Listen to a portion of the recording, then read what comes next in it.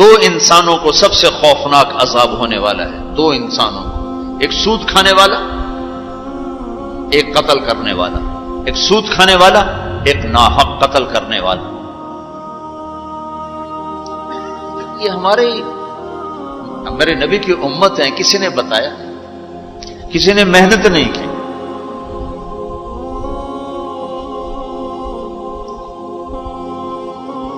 آخری حج کا خطبہ آپ نے جو دیا، ہر دفعہ یہاں سے بات شروع کی، تمہارے جان مال ایک دوسرے کے لیے قابل احترام ہے، کسی پہ ہاتھ نہ ڈالو۔ میرے نبی نے کبھی زبان سے کسی کو دکھ نہیں پہنچایا، کبھی زبان سے کسی کا نام لے کر اس کو رسوا نہیں کیا۔ زبان کی لگائی ہوئی آگ ہے جو آج سارے بھڑکتے ہوئے دیکھ رہے ہیں۔ تو بھائیو، محبت سے رہنا سیکھو، معاف کرنا، درگزر کرنا سیکھو، اپنے اللہ کے سامنے جھکنا سیکھو۔ جب قومیں زوال کا شکار ہوتی ہیں، کہتی ہیں یہ فلاں کی سازش ہے، جیسے آج کل کہتے ہیں مسلمان، امریکہ کی سازش ہے، جی اصل یہودیوں کی سازش ہے۔ یہ کراچی کے بینکوں میں جو سود پہ پیسہ پڑا ہوا ہے، یہ امریکہ کی سازش ہے، یہودیوں کی سازش۔ جو رات کو شراب چلتی ہے اور مجرے ہوتے ہیں، یہ امریکہ کی سازش، یہ یہودیوں کی سازش۔ نوجوان اولاد ماں باپ کی نافرمان ہیں، یہ کسی دشمن کی سازش۔ میں ایک جگہ تھا تو ایک لڑکی اپنی ماں کو کہہ رہی تھی بکواس مت کرو، ماں کو کہہ رہی تھی بکواس مت کرو، تو اس کی ماں کے آنسو ایسے گر رہے تھے۔ یہ امریکہ کی سازش۔ اور میرے نبی نے سے پوچھا کہ یا رسول اللہ قیامت کب آئے گی؟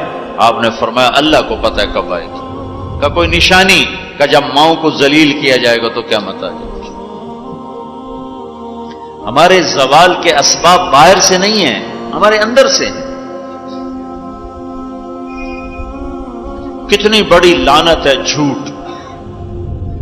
آپ نے فرمایا جب کوئی جھوٹ بولتا ہے تو 3 میل تک اس کی بدبو سے فرشتے بھاگ جاتے، 3 میل تک فرشتے بھاگ جاتے۔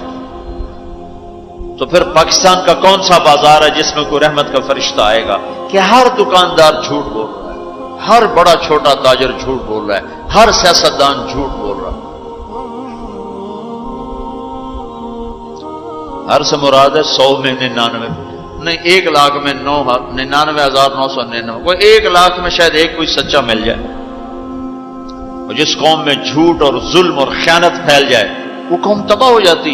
ان کو کسی دشمن کی ضرورت نہیں ہے، وہ اپنے دشمن خود ہیں۔ جسے نشہ کرنے والے کا کوئی دشمن نہیں، وہ اپنی ذات کا دشمن خود ہے۔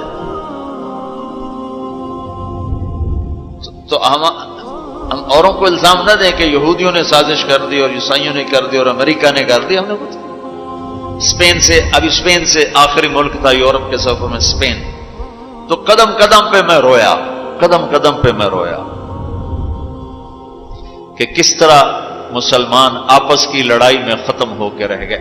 کہ پاکستان اسپین میرے سامنے یوں آتے تھے، یوں آتے تھے، یس، اسپین کی تاریخ پاکستان کے حالات، اسپین کی تاریخ پاکستان کے حالات، اسپین کے مسلمانوں کی آپس کی لڑائیاں پاکستان کے حالات، آپس میں قتل و غارت پھر پاکستان کے حالات۔ تو اللہ تعالیٰ نے اس طرح ان کو مٹا دیا اسپین سے کہ ایک کلمہ پڑھنے والا باقی نہ بچا۔ مسجد قرطبہ جیسا شاہکار بیچ اس کے گرجا بنا ہوا ہے، صلیبیں لٹکی ہوئی ہیں، بت پڑے ہوئے ہیں، نماز منع ہے، بورڈ لگا ہوا ہے۔ تو میں وہاں محراب کے قریب جا کے کھڑا ہو گیا اور تصور میں دیکھنے لگا کہ یہ وہ جگہ ہے تاریخ سے سبق نہ لینا بھی بڑا اندھیر پن ہے۔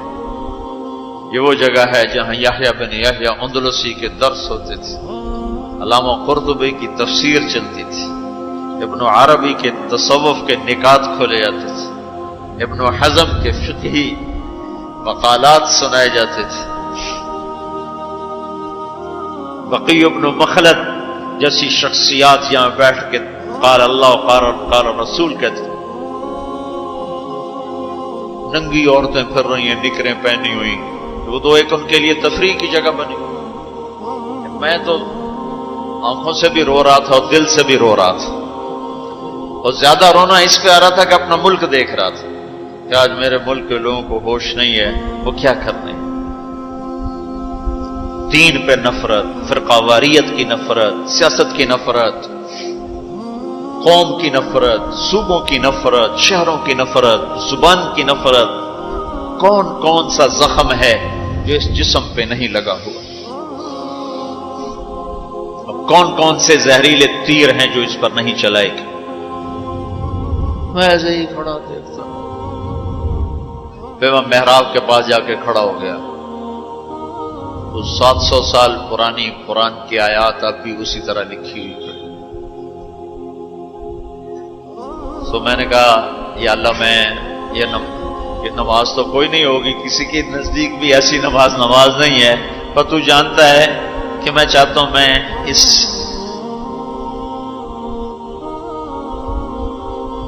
ارے میرے بھائیو، آپس کی نفرتیں مٹا دو اللہ کے واسطے. اپنی جان کے دشمن نہ بنو، معاف کرنا سیکھو، درگزر کرنا سیکھو، فرقہ واریت کی باتیں کرنا چھوڑو، تقریریں سننا چھوڑو. تاریخ میری کمزوری رہی ہے، میں بچپن سے تاریخ پڑھتا آ رہا ہوں. یہ تبلیغ میں لگنے سے پہلے ہی ذوق تھا تاریخ پڑھنا. جب تبلیغ میں لگے تو مدرسے میں آ گئے تو اور پڑھنے کا لگ گیا. پھر کچھ اللہ تعالیٰ نے یاد اچھی دے دی تو جو چیز پڑھی وہ یاد رہے گی، وہ سارا تسلسل. اور میں تو ایسے بس ڈوبتا ابھرتا رہا کہ یا اللہ، آج میں یہاں اس دھرتی پہ سجدہ نہیں کر سکتا جہاں 700 سال جن اینٹوں نے سجدے کے لمس محسوس کیے، جن اینٹوں نے تیرے لاکھوں کروڑوں پیاروں کے آنسو جذب کیے، جن در و دیوار نے تیرے ہزاروں محبوب لوگوں کے واز و ارشاد سنے، جن کونوں میں تجھے یاد کرنے والے ہزاروں لاکھوں کروڑوں انہیں روشن کرتے کرتے کرتے آج اسی زمین کے نیچے سوئے ہوئے ہیں. قرطبہ کے قبرستان پہ شہر بنا ہوا ہے، نہ کسی بادشاہ کی قبر باقی اور نہ کسی بڑے کی نہ کسی چھوٹے کی. میں یہاں نماز پڑھتا ہوں، میری نماز قبول کر لے. میں نے اشاروں میں نماز پڑھی، اللہ اکبر، پھر ثنا، پھر سجدہ، پھر رکوع، پھر سجدہ. اللہ اتنا کو کیا ہے، رکوع سجدہ اتنا کر کے تاکہ کسی کو، چونکہ جو داڑھی والا اندر آتا نا تو اس کے پیچھے سیکورٹی لگ جاتی کہ کہیں کسی کونے میں چھپ کے نماز نہ پڑھ لے. تو ایک سیکورٹی والا ہمارے پیچھے کر رہا تھا. چلو یا اللہ، میں بھی ان میں ہو جاؤں جنہوں نے اس مسجد میں نماز پڑھی تھی. اور میرا پاکستان اس دور سے گزر رہا ہے، نہ عوام کو ہوش ہے نہ خواص کو ہوش کہ کیا ہو رہا ہے. شاید اللہ تعالیٰ کسی کی فریاد پر آنکھیں کھول دے کسی کی. تو بھائیو، محبت سیکھو، درگزر سیکھو. حضرت تبلیغ سے خوبصورت محنت، سارے دین کی محنتیں حق ہیں جس سے خیر پھیل رہی ہو، جس سے لوگوں کو نفع پھیل رہا ہو. لیکن میرے بھائیو، دنیا بھی پھری ہے، تاریخ بھی پڑھی ہے. وہ کچھ اللہ تعالیٰ نے موقع دیا، بہت زیادہ سے مراد یہ نہیں کہ میں کوئی کتابوں کے انبار لگا دی. اپنی حیثیت کے مطابق میں آپ کو اندر کے یقین کے ساتھ کہتا ہوں کہ پہلے 300 سال کا تو کوئی مقابلہ نہیں. پہلے 300 سال کو چھوڑ کر ان 1100 سال میں تبلیغ جیسا کام کبھی نہیں ہوا. میں تمہارے سامنے ہاتھ جوڑتا ہوں، تبلیغ میں وقت دو. اگر اپنے اللہ سے تعلق بنانا ہے، اگر لوگوں کو اللہ کی طرف پھیرنا ہے تو تبلیغ میں جاؤ. بہت بڑا مجمع آیا ہوا ہے، صرف ہر مہینے 3 دن کی نیت کر لو کہ ہر مہینے 3 دن لگانے ہیں. کرو گے نیت؟ کرتے ہو نیت؟ ہر مہینے 3 دن لگانے شروع کرو. تمہاری زندگی میں تبدیلی آ جائے گی. 6 بر اعظم کے انسانوں تک پیغام پہنچ رہا ہو، ہر زبان کے لوگوں کو ہدایت مل رہی ہو، ہر طبقے کو ہدایت مل رہی ہو. جب طوائفوں کی طرف ذہن گئے، پھر ان کا خسروں کو بھی تو لینا چاہیے، وہ بھی تو نبی کی امت، ان کے پاس پہنچ گئے. تو ہمارے علاقے کا سب سے بڑا ڈانسر اب اس کی داڑھی ہے، 5 وقت کا پہلی صف کا نمازی ہے. جب میری اس کی پہلی ملاقات ہوئی، میں نے کہا وہ کبھی نماز پڑھی؟ کہا جی کدی نہیں. کدی جمعہ پڑھے؟ جی کدی نہیں. عید پڑھی؟ جی کدی نہیں. میں کیوں؟ کہ جی یہ مولوی ساڑھے نال نفرت کریں دن اور اساں بھی پرا پرا رہ جانے ہیں، تو سب پیار کی ایسی آ گئے ہیں. اس کا چلا بھی لگ چکا ہے، داڑھی بھی رکھ لی ہے. ایک مجھے ملا ناچم یہی اس کے بال کٹوائے، سارا کچھ سٹ سٹ کیا. اور کچھ عرصے بعد پھر میں دیکھو نا سرخی لگائی وہ فوٹو، وہ تھے نا کچھ. اس نے اپنے واقعہ سنا. کہا جی میں مسجد میں گیا نماز پڑھنے، تو مولوی صاحب نے آخیا اے خسرا کدے اندر وڑا ہے، باہر کٹو، باہر کٹو. تو ٹیک سنگھ گئی ہماری جماعت 95 میں. تو اس وقت وہ یہ سوشلزم کا بڑا مرکز تھا. تو اس کے جا کے اس سے ملے ہمارے ساتھی، جو بڑا ان کا وہ پریزیڈنٹ تھا، صدر تھا. اس نے کہا جی مسلمان ہوں، کافر نہیں ہوں، سوشلزم سے متاثر ہیں. تو اس کی ہم بات کرتے تھے، ہم پر دہریے کا لیبل لگنا شروع ہو گیا، دہریے دہریے دہریے. ایک دن نماز پڑھنے گیا مسجد، ظہر کی نماز تھی، عصر کی نماز. وضو کر لیا تھا اور مسا کے لیے پانی لیا، مسا کرنے کے لیے ہاتھوں میں پانی لیا. تو پیچھے سے مولوی صاحب کی آواز آئی امام مسجد، اے دہریہ اندر کدے وڑا ہے، باہر کٹو. تو میں نے وہ پانی یوں کر دیا، اور اس کے بعد آج تک میں مسجد نہیں گیا. اس میں جتنا مجرم وہ ہے، اتنا ہی مجرم وہ امام مسجد ہے جس نے یہ کہا ہے دہریہ باہر کٹو. تو بھائیو بہت بڑا مجمع بیٹھے ہو اوپر نیچے، اور اکثر نوجوان نظر آ رہے ہو. محبت سیکھو، اللہ سے صلح کر لو، توبہ کر لو. یہ جو لوگ چوریاں ڈاکے کر رہے ہیں، ان کے لیے بھی دعا کرو کہ اللہ ان کو بھی ہدایت دے. وہ اس حال میں مر گئے تو پتہ نہیں کون سی جہنم میں جائیں گے. تو نیت کرتے ہو سارے؟ ایک نیت میں اور کروایا کرتا ہوں کہ بھئی آج تک جو ہوا ہوا، آئندہ توبہ، صلح کر کے اٹھیں، اللہ کی بارگاہ میں صلح کر کے اٹھیں. تو اس کی بھی نیت کرتے ہو؟ ابھی تمہارے آنے سے پہلے اسپین کے ایک ساتھی سے بات ہو رہی تھی، وہ جو میں آخر میں توبہ کرواتا ہوں. انہوں نے کہا جی آپ تو چلے گئے ہیں اور ہمیں مسلسل خبریں آ رہی ہیں، کیونکہ وہاں پاکستانی بہت زیادہ شراب کا کام کرتے ہیں، ان کے ہوٹلز ہیں تو ہوٹل میں شراب چلتی ہے. انہوں نے کہا جی مسلسل ہمارے لوگ کہ اچھی جی توبہ کیتی ہے بھائی، ایسی شراب بیچنی بند کرتی، شراب بند کرتی، شراب بند کرتی. مختلف جگہوں سے خبریں آ رہی. کہا جی ہم نے وہاں توبہ کی، ہم نے سوچا تھا مکے جائیں گے، وہاں جا کے توبہ کریں گے، لیکن وہ تو ادھر ہی انہوں نے ہمیں توبہ کروا دی. تو بس یہ ہماری توبہ، ہماری توبہ. تو ایک یہ کہوں گا کہ توبہ کر کے اٹھو، ٹھیک ہے؟ جو پیچھے گزر گئی اللہ معاف کر دے، آئندہ تو اس سے صلح کر کے چلیں گے. اور اگر کبھی پھر ٹوٹ گئی تو یہ کون سا اوکھا کام ہے، پھر توبہ کریں گے، پھر معافی مل جائے. اس دربار میں معافی کے سوا تو معافی سے معاف کرنے سے زیادہ محبوب عمل کو نہیں اللہ کی بارگاہ. تو توبہ کی بھی نیت کرتے ہو تو کہو یا اللہ میری توبہ، پھر کہو یا اللہ میری توبہ، پھر کہو یا اللہ میری توبہ. اللہ قبول فرما لے.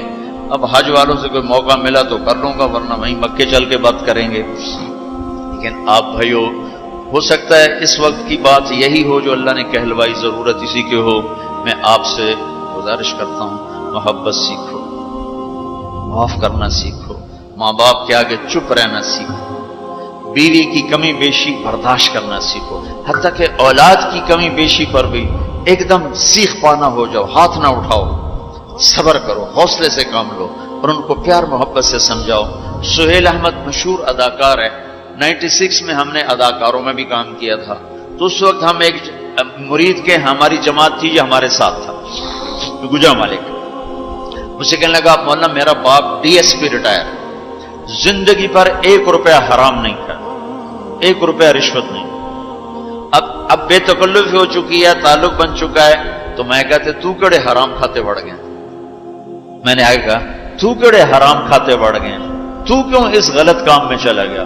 کہا جی بس کیا بتاؤں، 8ویں جماعت میں تھا، فلم دیکھنے چلا گیا، واپس آیا تو میرے باپ کو پتا چل گیا میں نے فلم دیکھی، تو اس نے پولیس والا بوٹ اٹھایا اور مار مار مار مار میرے سر سے خون نکال دی۔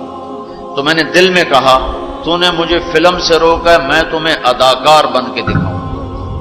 کہا جی وہ شیطانی ضد پر آج یہ ہو رہا۔ تو اپنی اولاد کے ساتھ، استاد و تو شاگرد کے ساتھ ہمارے یہاں سختی ہے، اسکول ٹیچر بھی، مدرسوں کے مدرسین بھی بہت شدت کا لہجہ، سختی کا لہجہ،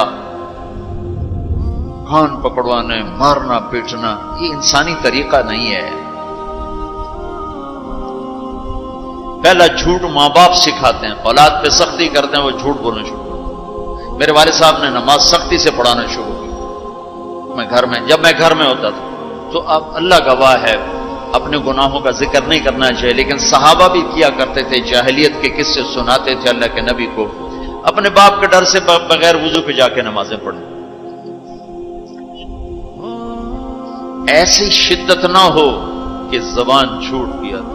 4تھی جماعت میں تھا میں، ہمارے استاد تھے ماسٹر شفیع صاحب رحمۃ اللہ علیہ، بڑے محنتی استاد، اس زمانے کے استاد ہوتے ہی محنتی تھے، لیکن مارتے بہت۔ انہوں نے ہمیں حساب کا سوال لکھایا، سلیٹیں ہوتی تھیں اس پر، اب میں کوئی 12ویں نمبر پہ بیٹھا ہوا تھا، اور جو جا رہا ہے آتا نہیں، ٹھو ٹھو ٹھو ٹھو، سوٹے بھی مکے بھی، میں کہہ رہا بھی مر گئے، مجھے بھی نہیں آتا تھا، اور میں انتظار کر رہا ہوں کہ یا اللہ میں اس سے نکلوں کیسے، سوال تو آتا نہیں، پکی گل ہے سوٹے ہی ہیں۔ اب میرا چھوٹا ذہن اور میں سوچ رہا ہوں کہ کیا چکر چلاؤں، کیا چکر چلاؤں۔ تو تھوڑا سا بیک گراؤنڈ یہ ہے کہ چونکہ ہمارا زمیندارہ ماحول تھا، تو استادوں کو گھر ہماری طرف سے گندم جاتی تھی، چاول جاتے تھے، گھی جاتا تھا، آٹا جاتا تھا، مکھن جاتا تھا، چینی جاتی تھی، مرچیں جاتی تھی، جو سیزن پہ تو وہ جاتی تھی۔ تو کوئی 2 مہینے پہلے میرے استاد جی نے کہا تھا کہ پتر مرچاں بھجوا دے، ابے نو آخی مرچاں بھجوا دے، وہ میں بھول گیا کہنا بھول گیا۔ سب میں بیٹھا سوچ رہا ہوں یا اللہ جان کیسے بچاؤں، وہ 2 مہینے پرانی بات یاد آ گئی۔ جب میرے سے آگے 2 لڑکے رہ گئے، اس وقت یہ سارا پچھلا کمپیوٹر کھلا، تو میں اٹھ کے گیا، میں نے کہا استاد جی ابا جی پہ آندین کل مرچاں پہنچ جا سکتے، ابا جی پہ آندین کل مرچاں پہنچ جا سکتے۔ میں نے کہا شاباش میرا پتر تو بائے جا۔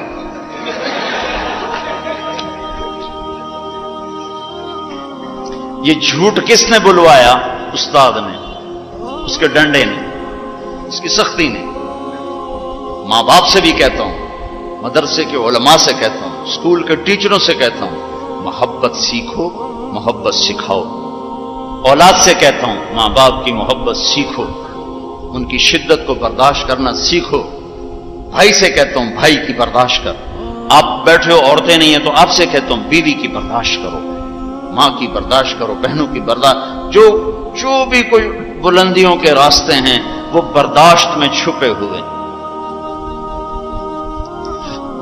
اور تبلیغ میں وقت دو، تبلیغ سے بڑھ کر سارے دین کے کام خیر کے ہیں جس سے لوگوں کو نفع ہو رہا ہے، لیکن جو سب سے اس وقت لوگوں کے لیے خیر بھلائی کا کام ہے وہ یہ تبلیغ کا ہے۔ اس میں ٹائم دیا کرو، آپ کو بہت نفع ہوگا، اللہ تعالیٰ انشاءاللہ آپ کو آگے بڑھائے گا۔ کسی سے لڑے ہوئے ہو ابھی اٹھ کے صلح کر لیں، کسی سے ناراض ہو ابھی جا کر اس کو گلے لگا لیں، کہ اللہ کی بارگاہ میں بہت اونچا لے جانے والا عمل ہے جھک جانا، معاف کرنا، درگزر کرنا۔ تو اس کی بھی نیت کرتے ہو؟ اللہ تعالیٰ قبول فرمائے۔ اللہم لک الحمد کما انت اہلہ وصلی علی محمد کما انت اہلہ وفعل بنا ما انت اہلہ انک اہل التقوی و اہل المغفرہ ربنا تقبل منا إنك أنت السميع العليم وتب علينا إنك أنت التواب الرحيم. اللهم اغفر للمؤمنين والمؤمنات والمسلمين والمسلمات الأحياء منهم والأموات إنك سميع قريب مجيب الدعوات.